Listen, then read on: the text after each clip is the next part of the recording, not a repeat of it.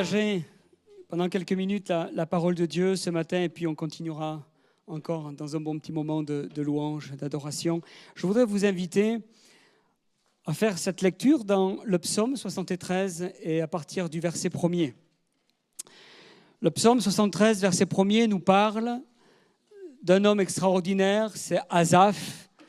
Asaph était vraiment un homme qui écrivait des psaumes comme David, un homme de Dieu qui était marqué de l'onction divine. Et dans ce psaume 73, ce que je voudrais vous partager ce matin, c'est vraiment quelque chose qui sort de son cœur. Il dit ceci: « Oui, Dieu est bon pour Israël, pour ceux qui ont le cœur pur. Toutefois, mon pied allait fléchir, mes pas étaient sur le point de glisser, car je portais envie aux insensés en voyant le bonheur des méchants. » Asaph va nous partager une tranche de sa vie intime là. Asaph va nous partager quelque chose de très personnel. Il ouvre son cœur. Et malheureusement, parfois, on n'ose pas ouvrir notre cœur, même pas à Dieu. Mais là, Asaph, lui, est quelqu'un qui, à ce moment de sa vie, alors qu'il est en train de passer une turbulence, il est en train d'exprimer sur papier ce qu'il est en train de vivre. Et je bénis Dieu qu'il ait marqué ça sur papier parce qu'aujourd'hui, nous l'avons. Nous avons un texte qui a forcément touché, bouleversé, remué, interpellé des milliers de chrétiens jusqu'à aujourd'hui. Le message, je l'ai intitulé « Crise de foi », F-O-I, comprenez bien. Parce que je crois que Asaph a passé à ce moment-là une crise de foi. Asaph n'est pas le seul à avoir eu une crise de foi. Je dirais que la crise de foi est inévitable. Et je dirais même qu'elle n'est jamais le produit du hasard. À un moment donné de notre vie, nous allons nous retrouver face à des crises de foi, face à des situations difficiles, à des turbulences. Et ces différentes circonstances qui vont nous amener à nous retrouver devant des cas, devant des moments difficiles. Et attention, ne confondons pas crise et épreuve, parce que ce sont deux choses différentes. Nous retrouvons dans la parole de Dieu un homme qui avait une crise mais qui n'avait pas d'épreuve, c'est Jonas. La parole de Dieu nous montre que Jonas, sous le ricin, a demandé à Dieu de le reprendre. Et n'avait pas d'épreuve particulière, c'était juste qu'il ne voulait pas aller évangéliser Ninive. Il n'avait pas de moments difficiles.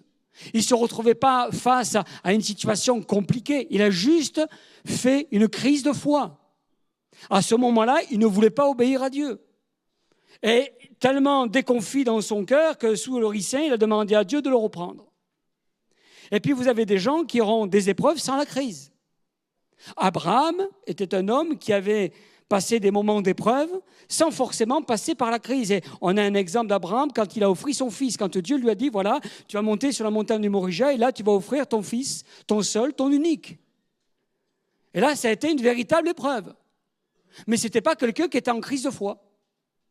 C'est quelqu'un qui était en train de passer un moment difficile de sa vie, mais c'était quelqu'un où spirituellement, il avait les yeux fixés sur le Seigneur, il était ancré, il n'y avait pas de souci dans son cœur, il n'y avait pas de problème. Et la preuve, c'est que la Bible nous dit qu'il a pu partager avec son fils en disant « T'inquiète pas, Dieu pourvoira ».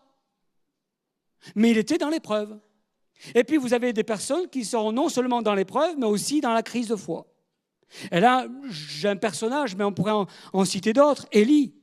Suite aux menaces de Jézabel. Élie, qui avait combattu les 400 prophètes de Baal, se retrouve à un moment donné menacé par une femme. Il a été complètement retourné, renversé par cette menace de mort parce qu'il avait peur de mourir. Il quitte, il s'enfuit le pays, puis il demande à Dieu de le reprendre. Et à un moment donné, il dit, je ne suis pas meilleur que mes pères. Et là, il passe une véritable crise, tout en étant dans l'épreuve. Mais quand on parle d'Asaph, Asaph, lui, il a passé uniquement une crise de foi à ce moment-là, dans ce psaume. Il dit ceci au verset 1er, quelque chose de très intéressant. Il dit « Oui, Dieu est bon pour ceux qui ont le cœur pur ». Là, cette phrase, elle claque comme une affirmation. Oui, Dieu est bon. Là, il est sûr. Il est sûr et puis il précise pourquoi Dieu est bon. Il précise parce qu'il dit ceci pour ceux qui ont le cœur pur. C'est du vécu. C'est quelqu'un, et si vous lisez la suite de ce chapitre, vous allez remarquer qu'il le reprend un petit peu plus loin et il dit réellement qu'il est pur avec Dieu. Mais suite à cette phrase, alors qu'on sait qu'il vit ces moments de pureté, il y a un changement de ton. Et ce changement de ton, nous le retrouvons au verset 2, où il est dit « Toutefois, mon pied allait fléchir. Mes pas étaient sur le point de glisser, car je portais envie aux insensés en voyant le bonheur des méchants. » Un homme qui, tout en ayant un cœur pur, s'est retrouvé avec un cœur découragé, un cœur débité, un cœur lassé, je dirais même déprimé. Parce qu'il disait ceci, il dit « Mon pied allait fléchir ». Pourquoi il allait fléchir ? Et il dit « J'étais sur le point de glisser ». Mais pourquoi il était sur le point de glisser ? Il nous l'explique au verset 3 « Car je portais envie aux insensés en voyant le bonheur des méchants ». Il y a certains chrétiens qui ont envie les gens de ce monde. Il y a certains chrétiens qui, quelque part à la limite, dans leur vie chrétienne, ils se sentent tellement mal qu'ils se disent ils ont de la chance dehors. Et peut-être c'est ce que tu es en train de vivre ce matin. Ce sentiment que finalement, dehors, il n'y a rien de mal. Dehors, ils ne luttent pas, ils ne sont pas dans les combats, alors que toi, tu es dans la galère. Alors que toi, tu es dans les luttes, que tu es dans les combats, dans les moments difficiles. Asaph, vous savez, on pourrait le dire, Asaph, on pourrait penser que rien ne pouvait le toucher, il était peut-être même immunisé par la crise, parce qu'il s'entretenait par des psaumes, des hymnes, des cantiques spirituels. On pourrait dire, mais c'est quand même un homme de Dieu, vous imaginez, il écrit des psaumes, c'est quand même pas rien d'écrire des psaumes. Il les chante et peut-être même c'est un prédicateur. Et pourtant, en tant que prédicateur, en tant que chantre, il passe un moment de crise spirituelle. Et je pense, frères et sœurs, que personne n'est immunisé par ça. Personne ne peut, je dirais, dire de sa vie chrétienne, moi, j'ai jamais eu d'épreuve, j'ai jamais eu de crise de foi. Je vais vous dire, celui qui me dit ça, je me fais du souci pour sa vie chrétienne. Asaph témoigne, c'est quelqu'un d'extrêmement honnête, là. Il dit qu'il est prêt à basculer. Il le dit de manière très simple. Il dit qu'il est prêt à fléchir. Prêt même à glisser. Attention, je précise, il dit qu'il est prêt à fléchir, mais il ne fléchit pas. Je donne ce détail qui est très important. Il n'a pas glissé, Asaph. Il n'est pas tombé dans le péché, il n'a pas glissé dans les travers de ce monde. Il dit tout simplement qu'il porte envie à ceux qui sont à l'extérieur, mais il n'a pas glissé. Il y avait juste cette pensée, mais dans son cœur, il était pur. Et peut-être que plusieurs ici ont vécu cette douloureuse expérience. Ou jusqu'à aujourd'hui, alors que tu es célibataire, tu t'es promis que tu resterais pur jusqu'au mariage, mais tu t'es promis aussi que tu te marierais avec un chrétien, une chrétienne. Et voilà que les années passent. Et tu te retrouves aujourd'hui bousculé, perturbé, parce que tu vas à un mariage d'un tel, à un mariage d'un autre, tu es invité d'un côté, de l'autre, à vivre ce mariage de joie, de paix. Ce sont des meilleurs copains de chrétiens, ce sont peut-être des amis chrétiens qui t'ont invité, et tu partages ce moment de joie, alors que toi, tu es dans la tristesse de ne pas avoir encore un compagnon, une compagne. Et jusqu'à aujourd'hui, tu as toujours crié haut et fort que tu te marierais avec une chrétienne. Et voilà que les années passent et tu es en train d'être perturbé dans ton esprit. Et tu regardes à l'extérieur et dis, mais pourquoi pas ? Tu sors de ce champ dans lequel tu t'étais barricadé, le champ spirituel, biblique, et là tu te dis, pourquoi pas voir à l'extérieur ? Et alors que tu as cette pensée d'aller voir peut-être en dehors de l'église, tu te dis, mais pourquoi j'ai cette pensée ?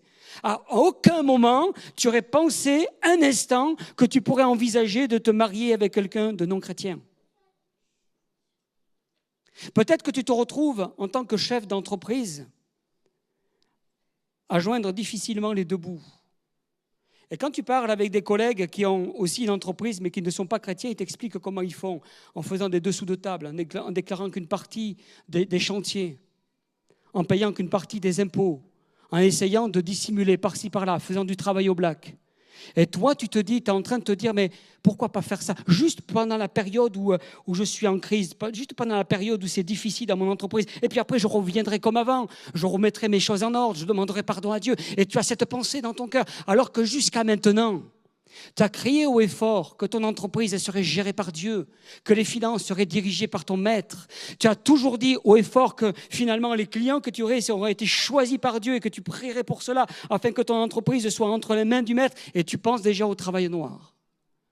Tout cela parce que tu passes un moment de crise, tu passes un moment de trouble. Et au grand jamais, dans ton esprit, tu aurais pensé cela auparavant. Et là, aujourd'hui, tu y penses et ça te trouble parce que tu dis, mais c'est pas possible. Je n'avais jamais envisagé à un moment donné, juste d'y penser, de faire du travail noir. Peut-être que tu passes un moment difficile avec ton couple. Alors que tu passes un moment difficile, que c'est tendu dans le foyer, il y a cette phrase qui retentit et c'est vraiment ce que tu es en train de vivre. Mon pied allait fléchir sur le point de glisser. Alors que ça allait difficile et que c'était difficile dans ta maison, et dans ton foyer, tu as eu une dispute et tu es parti au boulot. Et en partant au boulot, tu as ton collègue de travail en face qui te fait du regard, qui insiste sur le regard, qui te fait du pied. Et là, alors que jusqu'à maintenant, tu as toujours fermé, tu as toujours mis des barrières, tu t'es toujours protégé, là, tu as insisté sur le regard. Et là, tu as eu comme toutes sortes de pensées qui sont venues. Tu as joué avec elles. Tu t'es dit, pourquoi pas ? De toute manière, ça ne va pas dans mon foyer. Et alors que tu es en train de faire ça, que tu insistes sur le regard, dans ton cœur, tu te sens mal. Tu te dis, et tu te ressaisis, tu es effrayé d'avoir de telles pensées. Et tu es comme Asaph. Mon pied allait fléchir sur le point de glisser. Mais tu n'as pas glissé. Asaph n'a pas glissé. Asaph s'est retrouvé dans cette période de turbulence, dans cette crise de foi. Comme toi aujourd'hui, tu es en train d'être pris par cette turbulence dans ta vie. Asaph nous explique les choses ainsi. Moi qui suis pur, je suis parfois dans les luttes et les combats, je suis dans la galère alors que je vois le bonheur des méchants et ça me porte envie. Et toi, tu te retrouves là en disant, quand même, dans ce monde, il y a des choses bien. Et ça te porte envie. Des moments, tu te retrouves comme, tu as l'impression que ta vie chrétienne est un piège. Tu as l'impression que ta vie chrétienne, c'est quelque chose, tu sais très bien que tu es dans la vérité, tu es dans le vrai, que Dieu est bon, tout cela, c'est extraordinaire. Mais il y a comme quelque chose qui te bloque et tu donnes envie de regarder à l'extérieur et pourquoi pas aller vers l'interdit. Mon pied était sur le point de glisser. À 2 doigts de perdre pied. Puisqu'au verset 4 et 5, regardez avec moi, il est dit « Rien ne les tourmente jusqu'à leur mort. Ils n'ont aucune part aux souffrances humaines. Ils ne sont point frappés comme le reste du monde. » Asaph nous fait une description du méchant en disant que tout va bien. Rien ne les tourmente. Une autre version dit « Ils ne souffrent pas. » Ouais, aucune part aux souffrances, toujours heureux, le vrai bonheur, bref, c'est le paradis pour eux. C'est ce qu'il est en train de dire là. Il est en train de... Alors qu'il est très mal dans son cœur. Il y a des mots qui ne trompent pas, je dirais, dans un temps de crise. Il est quasi inévitable de perdre son objectivité. Quand on est en temps de crise, on n'est pas objectif. Quand on est en temps de crise, on voit les choses toujours meilleures ailleurs. On a une perception de ce qui nous entoure qui est complètement faussée.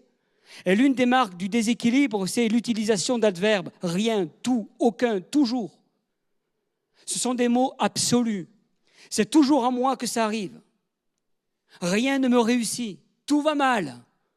Alors que jusqu'à aujourd'hui, le Seigneur a posé ta main dans certaines circonstances où tout allait bien, mais on s'en occupe plus, on n'y pense pas à ce moment-là. On englobe tout, même tout ce qui est bien, mais tout va mal. Tout ce que Dieu a fait dans le passé, non, c'est pas bien, de toute façon, tout va mal. On est absolu dans tout ça. On annule même la bénédiction de Dieu quand on passe un temps de crise. Ces mots sont exagérés. Ils sont grossis. Et ce que je voudrais dire, si vous me le permettez, attention aux conséquences des mots extrêmes. Parce que c'est destructeur pour nous. Un mot peut nous détruire. En tout cas, vient piétiner la foi qui est là dans notre cœur. Vient piétiner quelque chose qui est là au plus profond de notre vie. Et parfois, les gens se font du mal en prononçant des mots extrêmes. Quelque part, à la limite, on tombe, il y a un côté de victimisation, d'autoflagellation. On veut se faire du mal, on veut s'abîmer, on veut s'esquinter. Peut-être pour essayer d'attirer le regard, mais on ne sait pas trop de qui, peut-être de Dieu en espérant.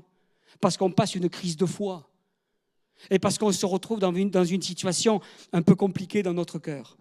Alors il regrette une chose. Et ce verset, dans tout ce chapitre 73, le verset 13 m'interpelle plus que les autres. Il me fait mal, ce verset 13. Il me fait mal parce qu'il regrette d'être pur. Il dit, c'est donc en vain que j'ai purifié mon cœur. C'est ce qu'il dit, c'est dur. On s'aperçoit qu'à ce moment-là, franchement, il y a vraiment une souffrance. Il avait cru que son cœur pur, et il pensait que son cœur pur lui donnerait des droits. Seigneur, j'ai un cœur pur, alors j'ai le droit d'avoir la bénédiction. J'ai un cœur pur, tu vois, Seigneur Jésus, je suis droit avec toi, je marche dans la foi avec toi, je lis la Bible tous les jours, je te prie, je vais à l'église, je donne ma dîme, je prie pour les malades, je suis là en intercession. Seigneur, tu vois tout ce que je fais pour toi. Alors maintenant, moi j'ai un cœur pur, j'ai toujours fait en sorte à ne pas avoir un regard de travers et avoir un cœur protégé. Alors Seigneur, puisque j'ai tout ça, j'ai le droit quand même à la bénédiction, non ? Et ça, c'est ce qu'il est en train de dire, parce que vu la situation dans laquelle il vit, il dit, c'est donc en vain que j'ai purifié mon cœur. Pourquoi en vain ? Dieu est en train de lui montrer que s'il n'a pas un cœur pur, il est juste perdu. Tu ne me rends pas service. Et Dieu est en train de lui parler à Asaph. Asaph, en ayant un cœur pur, tu ne me rends pas service. Tu te rends service, toi. Ce n'est pas moi qui ai perdu, c'est toi. Un cœur pur ne te donne pas accès à des bénédictions terrestres, mais accès au ciel. C'est ça qu'il faut que tu comprennes, Asaph. Ce n'est pas parce que dans ce monde, il y a certains qui ont un pseudo-bonheur, joie. La différence, c'est qu'ils sont perdus, toi, tu es sauvé. Et c'est ce que nous avons besoin de comprendre, frères et sœurs, parce que j'ai tellement vu de frères et sœurs quitter l'Église, quitter Dieu à cause de ça. De circonstances difficiles, de crises de foi, d'épreuves, où ils ont dit, puisque c'est comme ça, je quitte le Seigneur. Pourquoi, dans quel but tu es venu ? Pour être sauvé ou pour que toute ta vie, elle soit clean ? Il y a des gens qui remettent en question leur salut à cause de ça. Et à un moment donné, c'était presque ça chez Asaph, cette remise en question de salut. C'est donc en vain que j'ai purifié mon cœur. On ne rend pas service à Dieu en ayant un cœur pur. On se sauve nous-mêmes. Un jour, alors que j'étais à l'école biblique, je me rappelle un frère qui passait des moments difficiles et je suis allé dans sa chambre, on a échangé ensemble, on priait, puis il me dit, tu vois, tu t'imagines Didier, je me demande si vraiment Dieu existe. Il était en pleine crise de foi, il était en train de se poser la question à savoir si Dieu existe. C'est-à-dire que dans cette période de crise de foi, on peut se retrouver dans de telles turbulences où on a l'impression que finalement, ça ne sert à rien de marcher avec Dieu. Mais il y a une sortie de crise. Parce que quand Asaph, il a vu cette situation, quand Asaph, il a vu qu'il était perturbé de tous les côtés, que son cœur était remis en question, il dit au verset 16, « Quand j'ai réfléchi là-dessus pour m'éclairer ». Et j'aime bien cette phrase, « Quand j'ai réfléchi là-dessus ». Ça me fait penser à ce fils prodigue dans Luc 15, 17, étant rentré en lui-même, il dit. Je crois qu'à ce moment-là, frères et sœurs, alors qu'il y a toutes sortes de pensées qui viennent et qui veulent s'arrêter dans ton esprit, alors que tu es dans la turbulence, dans le trouble, alors que tu es là peut-être à penser à faire du travail au noir pour te sortir l'entreprise de cette mauvaise passe, alors que tu as peut-être un regard qui était insistant sur une copine de travail ou un copain de travail, alors qu'il y a toutes sortes de pensées qui sont là, qui n'auraient jamais dû s'arrêter. Et tu le sais, tu te dis, c'est complètement fou, alors que tu te retrouves dans cette situation. Dieu te demande de faire comme lui, étant rentré en lui-même. Et à ce moment-là, il faut rentrer en nous-mêmes. Il dit, quand j'ai réfléchi là-dessus, c'est une démarche personnelle. Ce n'est pas Dieu qui va venir, c'est toi qui vas aller vers Dieu. C'est toi qui t'es écarté, c'est toi qui dois revenir. C'est toi qui dois te reconnecter avec le Seigneur dans tes pensées, dans ton cœur. Il faut savoir se remettre en question. Il faut savoir peut-être faire le point avec Dieu. Et ça, c'est pour tout le monde pareil, il n'y a pas d'exception. Frères et sœurs, à un moment donné de ta vie, tu vas te retrouver dans un carrefour, dans un croisement où tu seras obligé de te remettre en question. C'est juste inévitable. C'est juste même indispensable. Un de nos grands problèmes, c'est le fait que nous sommes tellement absorbés par les pensées que nous n'avons plus la hauteur, la distance, le recul nécessaire pour être objectifs. Oh, il faut que tu rentres en toi-même, que tu fasses le point avec Dieu, que tu cherches la face de Dieu. Rentrer en soi-même, c'est cesser de prendre pour vrai ce que j'ai cru jusqu'à présent. Balayer, ces choses qui étaient véritablement des mensonges. Et c'est pour ça qu'il dit dans la suite de ce verset, il dit « La difficulté fut grande à mes yeux jusqu'à ce que j'ai pénétré dans le sanctuaire de Dieu. » Il a réfléchi, puis il s'est aperçu qu'il fallait qu'il rentre dans le sanctuaire de Dieu. Et il précise, la difficulté fut grande à mes yeux. C'était une véritable épreuve. De percer la présence de Dieu, tellement qu'il était broyé dans son esprit, tellement que son cerveau, c'était un lave-linge. Avec cette crise qui faisait voir le monde meilleur que la vie chrétienne. Et il était tellement remué dans son esprit qu'il dit que la difficulté fut grande à mes yeux jusqu'à ce que je l'ai pénétré. C'est un combat spirituel pour un rendez-vous divin. Et c'est pour ça que dans le psaume 34, verset 4, il dit « J'ai cherché l'Éternel et il m'a répondu, Amen. » J'ai cherché l'Éternel. Dieu t'attend, mon frère, ma sœur. Il t'attend à discuter avec lui, à partager, à échanger avec lui. Il t'attend dans ce lieu secret, à pénétrer ce temps, à rentrer dans le sanctuaire de Dieu. Le Seigneur t'attend afin que tu puisses converser avec lui parce que finalement, le sort des méchants, c'est son problème, ce n'est pas le tien. Le sort des méchants, c'est le problème de Dieu et pas le nôtre. Et c'est pour ça que dans le verset 22, toujours de ce chapitre, il dit « J'étais stupide et sans intelligence. » Quelle lucidité! À ce moment-là, ça n'avait pas été le cas. Il prend conscience de son erreur. L'erreur, c'est de se comparer au monde. On ne peut pas se comparer au monde. On ne peut pas se comparer par rapport à ta vie, à ton foyer, à ta famille, à ce que tu es, à ton travail, à tout ça. Tu ne peux pas comparer avec les gens de ce monde. Parce que dans ce monde, tu auras forcément des gens qui gagneront plus que toi, qui auront une meilleure situation que toi, qui se retrouveront peut-être avec un foyer peut-être sain comme cela, et toi, tu as subi le divorce alors que tu es chrétien. Mais tu ne peux pas comparer parce qu'au-delà de tout ça, il y a le salut, il y a la vie éternelle. Et ça ne se compare pas. Asaph, il a fait une erreur, c'est de comparer avec le monde par rapport à certaines situations qui l'entouraient, parce que lui, il était mal. Et peut-être que toi, tu te retrouves aussi dans cette même situation. Mais Dieu te demande de cesser de regarder, d'avoir les yeux fixés sur le rémunérateur. J'ai cherché l'Éternel, il m'a répondu. Et c'est pour ça qu'il dit au verset 28, « Pour moi, m'approcher de Dieu, c'est mon bien. Je place mon refuge dans le Seigneur. » Il se réfugie dans le Seigneur. En fait, quelque part, il rentre dans cette grotte, il se cale bien dans la présence de Dieu et là, il ne veut plus bouger. Finalement, il met Christ au centre de sa vie. Après avoir mis ses pensées au centre de sa vie, qu'il a complètement bousculé, remué, complètement assommé, là, il remet Christ au centre de sa vie. Il ne comprend pas tout, mais il obéit. Mon frère, ma sœur, je veux te dire une chose qui ne va pas du tout te plaire. Le Seigneur veut tout simplement te dire, tu ne vas pas tout comprendre de ta vie chrétienne, mais il faut obéir. Abraham, il est parti sans savoir où il allait.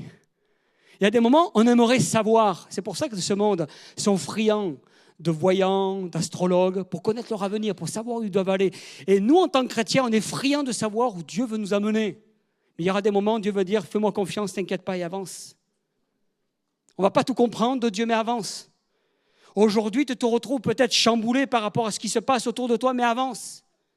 Tout simplement, abandonne-toi entre ses mains. Ce n'est pas ton problème, c'est celui du Maître, du divin. Tu as donné ta vie. Alors maintenant, avance avec ce qu'il t'a donné.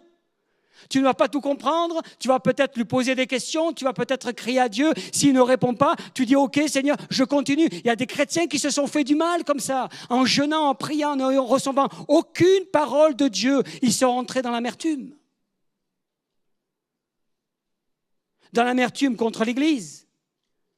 Dans l'amertume contre les serviteurs de Dieu, parce que les serviteurs de Dieu auraient dû avoir une parole pour eux. De l'amertume contre Dieu, finalement, à un moment donné, ils se sont retrouvés amers tout en étant dans l'Église. Parce qu'ils auraient voulu avoir une parole du Seigneur. Et là, ce passage nous montre que finalement, lui, il s'est mis entre les mains du Maître. Pour moi, m'approcher de Dieu, c'est mon bien. Je place mon refuge dans le Seigneur. Et lui, il fait confiance totalement, entièrement au Maître et au Seigneur de sa vie. Oui, tu vas passer un temps de crise. Et peut-être que tu es en train de passer ce temps aujourd'hui. Peut-être que tu as eu des pensées toutes complètement folles dans ta vie. Tu as eu toutes sortes de choses qui se sont passées là que tu n'aurais jamais dû avoir, jamais dû envisager, penser, mais ça a été des pensées. Et le diable a voulu te tourmenter, a voulu te remuer par rapport à ça, mais tu as coupé net. La parole de Dieu nous dit que celui qui est ferme dans ses sentiments, il assure la paix. On va terminer, et s'il y a les musiciens, je demanderai de venir prendre place. Je vais terminer avec cette pensée de Martin Luther King, cette pensée qui est forte en nous-mêmes et qui est vraiment remplie de vérité. Il dit que la véritable grandeur d'un homme ne se mesure pas à des moments où il est en son aise, mais lorsqu'il traverse une période de controverses et de défis. J'aime bien cette phrase, je la répète. La véritable grandeur d'un homme ne se mesure pas à des moments où il est à son aise, mais lorsqu'il traverse une période de controverses et de défis. Parce que face aux défis, face à la controverse, face à des moments difficiles, face aux luttes, aux combats, face à des pensées qui passent là, il sera capable d'avoir les yeux fixés sur le Maître. On dit souvent qu'on ne peut pas empêcher un oiseau de passer sur la tête, mais tu peux l'empêcher de faire son nid. Et là, toutes ces pensées sont passées dans ton esprit.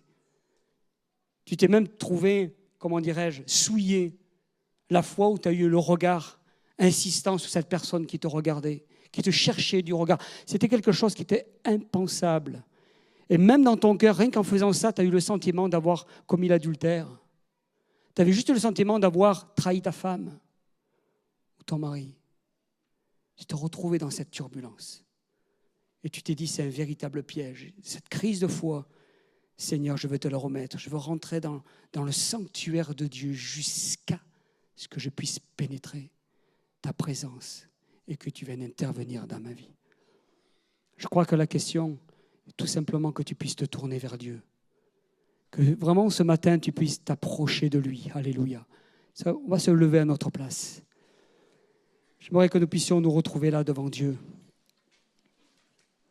Que nous puissions incliner nos fronts. Que nous puissions vraiment nous retrouver devant le Maître ce matin. J'ai trop vu de chrétiens remettre en question leur marche avec Dieu. Après cette période de crise de foi. Alors qu'ils n'avaient pas d'épreuves dans leur vie, mais ils ont été minés dans leur cœur. Ils ont été comme secoués au plus profond de leur vie. Ils se sont retrouvés avec toutes sortes de tentations, toutes sortes de pensées. Alors que dans leur cœur, ils étaient droits, alors que dans leur cœur, ils étaient toujours honnêtes, dans leur cœur, il y avait toujours cette vérité. Mais en eux, ils ont été comme secoués, remués. Puissions élever nos voix quelques instants. Puissions demander au Seigneur d'agir au milieu de nous. Alléluia. Peut-être des frères et sœurs qui se retrouvent là devant des moments difficiles, devant des luttes, devant des combats. Tu te retrouves avec ces pensées. Tu te retrouves à avoir peut-être joué avec cela, peut-être laissé tes pensées, peut-être se promener. Tu as même pensé à un moment donné à ton entreprise. Tu t'es dit, allez, je vais pas déclarer tout ce que je fais. Je vais peut-être pas tout déclarer. Je vais laisser ces choses en partie, juste un temps. Tu t'es dit même une chose, c'est que, allez, je vais faire 2-3 chantiers au Black. Je vais essayer de m'en sortir comme ça un temps. Dieu connaît toutes choses. Il sait ce que je suis en train de vivre. J'ai une famille, j'ai un foyer. J'ai des responsabilités. Mais dans ton cœur, tu sens qu'il y a comme un témoignage qui est néfaste, qui est ténébreux. Tu sens que ça contredit, ça annule tout ce que tu as pu confesser jusqu'à aujourd'hui. Et tu t'es dit non, c'est pas possible ça. C'est juste quelque chose que je ne peux pas concevoir alors que j'y ai pensé. Comment j'ai pu en arriver à penser à ça? Alors que j'ai toujours été droit, honnête, que j'ai toujours revendiqué le fait de pouvoir être clair, clean. Je l'ai dit, j'ai condamné ceux qui le faisaient. Et moi, j'y pense. Et là, le Seigneur, ce matin, t'invite tout simplement à rentrer, à pénétrer dans le sanctuaire de Dieu. Asaph a dit, mais la difficulté fut grande à mes yeux. C'est vrai, c'est comme un chantier qui s'ouvrait devant moi, comme une montagne. Mais nous voulons dire comme Zorobabel, qui es-tu, grande montagne? Tu seras aplani. Seigneur veut toucher ton cœur ce matin. Seigneur veut toucher ta vie ce matin. Tu es en grande lutte spirituelle. Il y a un grand conflit dans ton cœur, mais Dieu ne te juge pas. Dieu n'est pas là à te juger, Dieu n'est pas là à te condamner. Alors que toutefois ton pied allait fléchir sur le point de glisser, tu n'as pas glissé, tu n'as pas fléchi.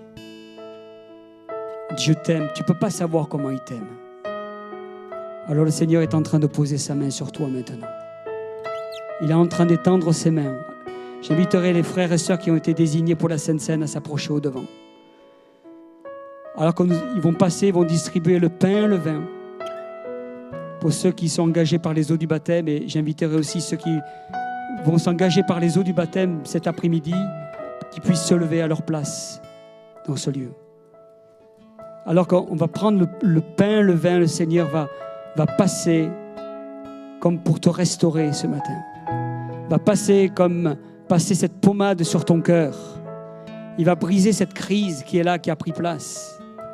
Il va étendre ses mains de manière extraordinaire parce que tu seras rentré en toi-même. Alors que tu vas dire comme Asaph, pour moi m'approcher de Dieu c'est mon bien, je place mon refuge dans le Seigneur. Et tu vas faire cette confession maintenant sur ta vie. Les frères et sœurs vont passer maintenant distribuer. Restons dans le recueillement et on va se laisser conduire par un chant que Pierre va nous chanter et jouer.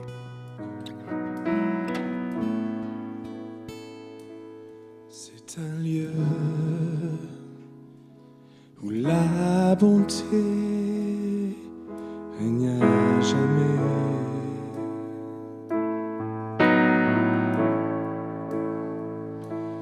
Dans ce lieu, la grâce coule à flot sur nous.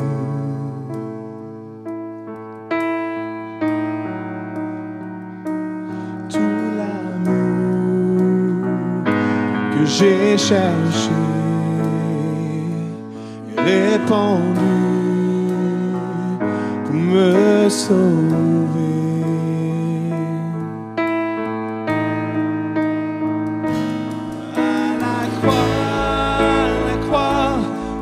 M'abandonne à toi, je veux t'adorer, je veux t'adorer.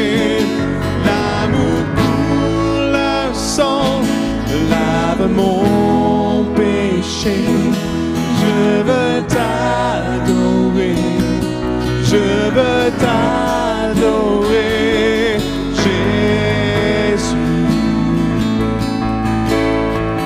C'est un lieu, oui c'est un lieu où le péché est sans pouvoir. Là mon cœur trouve la paix, là mon cœur trouve la paix et le pardon, le pardon. Tout l'amour que je cherchais, tout l'amour que je cherchais, répandu pour me sauver, répandu pour me sauver.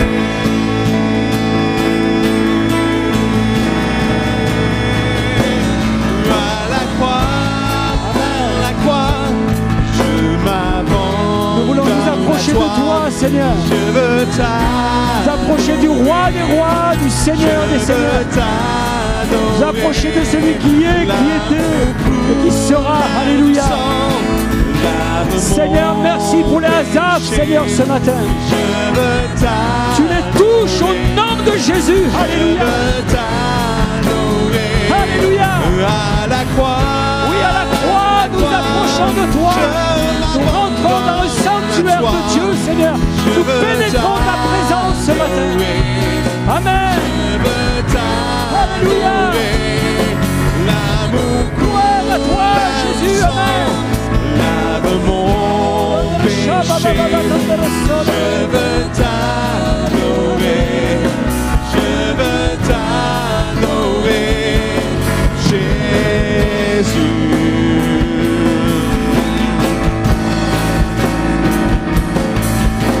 Là est mon espoir, oui là, sur ce sein, je t'adorerai.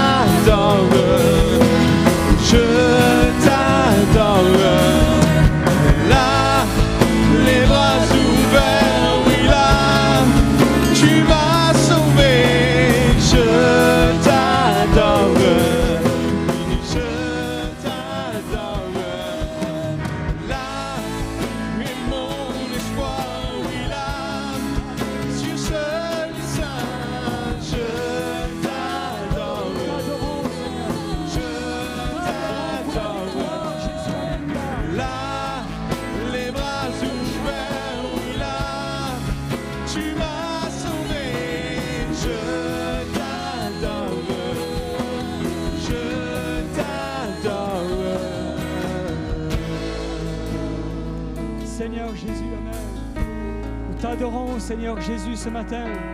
Nous sommes là devant toi, Seigneur Jésus. Seigneur Jésus, parce que tu touches nos cœurs, comme tu as touché Asaph. Seigneur, tu transformes, tu bouscules ce matin. Alléluia. Seigneur, pour pénétrer dans le sanctuaire de Dieu, pour saisir la victoire du Seigneur, la victoire de notre roi. Alléluia. Élevons nos voix ensemble. Élevons nos voix quelques instants ensemble. Louons le Seigneur. Amen. Louons notre Dieu ce matin. Nous venons à la croix du Seigneur. Nous venons à la croix de notre Dieu.